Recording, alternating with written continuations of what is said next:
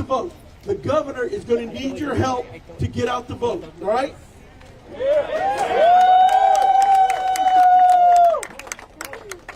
So, that's what we hear. All right, so let me remind you, because I know you guys know this, but I want to remind you just a little bit about our great governor. All right. Governor Abbott is one of the 100 most influential people in the world. And this was established by Time Magazine back in 2024. So this is the first year. He has been for a while. All right? This past legislation, he has signed into several important laws providing school choice. Yes. He's given teachers a much-needed pay raise. He has provided all of you a tax break, and some of that is on the ballot right now. So you got to turn out and vote, okay? Each year, the governor has been in office, he's been named the best state. Texas has been named the best state for business in America. He's given Texas the ability to add $2.5 million jobs to our economy. That's huge. All right? That means we're growing instead of shrinking like other states.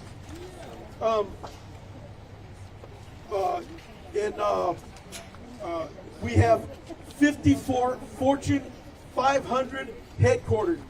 That's more than $2.7 trillion that he's bought into the economy. All right? That affects all of you. All right? That improves the state. That is so amazing. The governor has unprecedented efforts with Operation Lone Star to secure our border.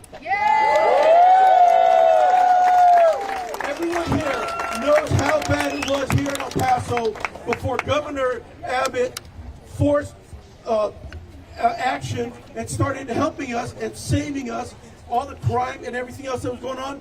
I used to go downtown, it was horrible. So I want to thank you, Governor, very much for that. I experienced it firsthand. The governor is working on securing Texas by developing an infrastructure, creating the Texas Cyber Command, which will be the largest state-based cybersecurity department in America. Again, Texas, because of Governor Abbott, is going to be #1 in one more thing. All right, so I want you all to join me in thanking Governor Abbott and his leadership for leading Texas and coming here to El Paso. And thank you very much, Governor. Give it up for Michael doing such a great job for the El Paso Republican County Party. Howdy, El Paso. Great to be back again. Normally we do this inside here, but the crowd got so large they said, you got to take it outside. We're outside, and we are loud, and we are proud, and we are going to win El Paso County this coming election cycle. There's something going on the border that you all saw on election night, this last election, when you saw county after county on the border turn red for the first time. I know you were thinking El Paso County was just maybe only the one or one of only a handful of border counties that did not turn red, but I know you're with me that we are going to turn El Paso County red this next election. Well, let me tell you, it's not complicated. The reason why all these border counties turn red is twofold. One, they saw that the Democrats who used to govern them, the Democrats who were governing the presidency like Joe Biden, they had abandoned any hope or any opportunity for a future for anybody living on those borders. And they want someone who provide hope and opportunity for that future, and that is the Republican Party of Texas. The second thing is, all they had to do was to open their eyes and see common sense. What we were doing is common sense. What the Democrats were doing, violate common sense. Here's an easy example. We should have only only girls participating in girls' sports. That's why I signed a law.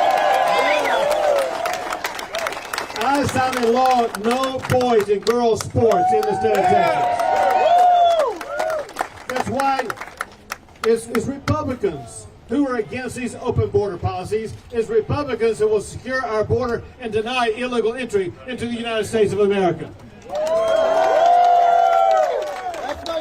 That's exactly right. It's also, listen, there's a massive difference between the Republicans and Democrats as it concerns public safety, as it concerns crime in our cities. We believe that you should have safe streets to walk on and go shopping in and work on, and that's why Republicans are cracking down on crime in our cities. Yes. Amen on that. But listen, we did a whole lot more in addition to all that. Did a whole lot more during the session that Michael made some reference to. I'll pass on some of it.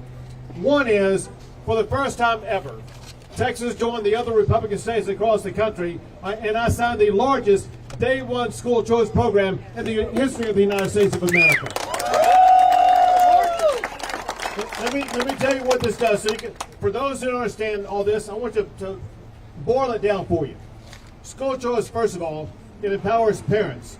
Nobody knows a child better than a parent does. That parent knows if the child is succeeding or not succeeding back in that school. We want to empower those parents to choose the education pathway that's best for their child. Second, on special education, I'm going to come to that because I'm telling you, what we're providing this session is the largest increase ever for special education in the state of Texas. But second, know this, and that is, listen, on special education, the key part of it, but there's so much more. It's a subset. It's a subset. We'll visit with you in a second. What we're doing together on education, we're creating a design. Part of the design is focused on school choice. Part of it is that we provided the largest increase in education funding for public schools, more than $8 billion for public schools in the state of Texas. Third, as Michael made reference to, the largest teacher pay raise in the history of Texas. We want to make sure we are attracting and retaining the best and the brightest teachers in our classrooms for our students. And then curriculum. We saw in the aftermath of COVID some of the horrible things being crammed down the throats of our kids, and so many parents were so angry about it. That's why we changed curriculum. We eliminated the woke agendas from our classrooms. We're focusing on education, not indoctrinating our kids in the classroom anymore. So let me tell you what is really behind all this, and that is, yes, we wanted to pass school choice. Yes, we wanted to empower Texas. But I'll tell you this. Anybody's heard me speak before know that I typically start out by talking about all the ways in which Texas ranks number one. If all I did was to get up here and read off a list of all the ways we rank number one, that would be a 30-minute speech. So what I decided, I'm the first governor in the history of Texas to say, we need to add another number one ranking to our record. Texas must become number one in educating our kids. And when you put all those pieces together, we're on the pathway to taking the step to make sure we are going to be ranked number one in educating our kids. But listen, there's a lot more that we did from a practical perspective. This is common sense, and that is we protected the privacy of women in their restrooms here in the great state of Texas. Listen, we passed the toughest law that bans foreign adversaries from being able to buy land in our state. You should not have the Chinese trying to buy land next to Fort Bliss, and now they're prohibited from doing so. We're going to protect our military installations here in Texas. Listen, there's a lot to do between now and this next November, gearing up for the election process, but there's an election going on right now. Early voting began this Monday. It goes through next Friday. And then the first Tuesday, there's an election taking place where there are very important 17 constitutional amendments where we're counting on you to help change the future of Texas. Let me walk you through some of these so you can know what's at stake and why you have to go vote. One is focusing on what's called fixing the broken bail system. Because of the leftist judges we have in this state, because of people who wanted to not obey the law, There were people who were arrested for murder and then let out by these progressive judges only to murder somebody else. That's outrageous. And so we rewrote the bail law, however, it requires a constitutional amendment. And what that means is you have to go vote on this. It's Proposition 3. Vote yes on Proposition 3 to ensure that our most dangerous criminals, murderers, rapists, and human traffickers, they will be kept where they belong, behind bars while they await trial. Vote yes.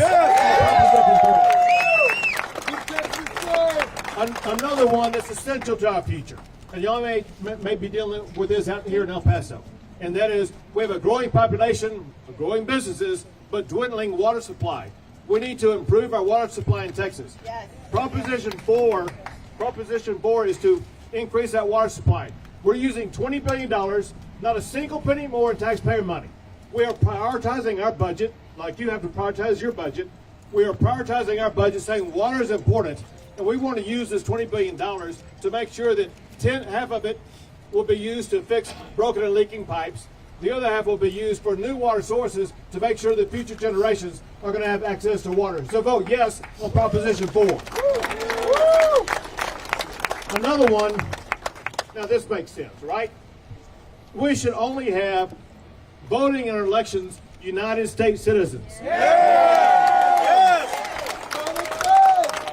Proposition 16 requires only U.S. citizens can vote in our elections. Vote yes on Proposition 16.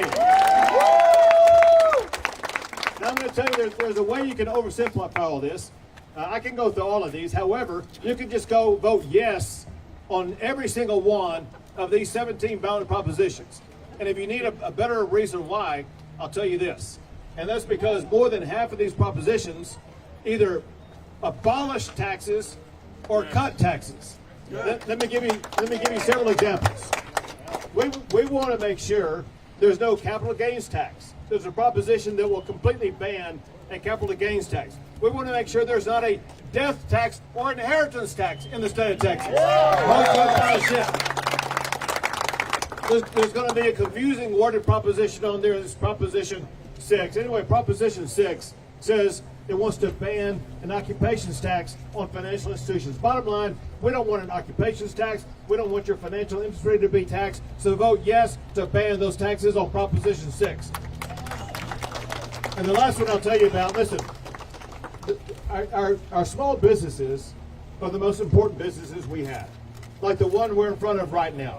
This cantina, this cocina, listen, this is a small business. The way the Texas tax system works, they have to pay what some people call an inventory tax or personal property tax on their tables, their chairs, their refrigerators, their cookers, their grills, things like that. Right now, the first $2,500 of the value of that is exempt from that tax. To be honest, that's not very much. If you vote yes on this proposition, it's going to increase that exemption from $2,500 to $125,000. A tremendous savings for restaurants like this and small businesses across the entire state. And then there are 5 ballot propositions you can vote yes on that will cut and reduce your property taxes in Texas. Let me tell you about 2 of them. One is a proposition that increases the homestead exemption that exempts the amount of valuation of your property that you pay a school district tax on. Let me simplify this for you. Say your home is valued at whatever it's valued at. The first amount of that home is going to be exempt from being taxed. When I became governor, the amount of that exemption was $10,000. If you vote yes on this proposition, it's going to increase that all the way to $140,000. The first $140,000 on your home is not going to be taxed by the local school district. And if you're a senior or disabled, that's going to be increased to the first $200,000 that you will not pay a property tax on for your school. So that's going to mean more money in your pocket. Bottom line is all of these propositions together, they're going to change the future of Texas. But here's the deal. There's only one way to get those propositions passed, and that is to go vote for them. So here's what I'm going to do. I'm going to stay here and take a picture with everyone who wants a picture under one condition. and that is you guarantee me that when you leave here, you're going to go vote. And I'm going to simplify it for you because I have here the closest voting location, the YWCA West, 313 Bartlett Drive, is less than 2 miles away. I can make it there myself in 5 minutes. I know you can too, so I'm counting on you to go vote. Don't put it off till tomorrow. Don't put it off till next week. Go vote yes today on all 17 of those ballot propositions, and you will have made the great state of Texas even better. God bless you all, and God bless the great state of Texas.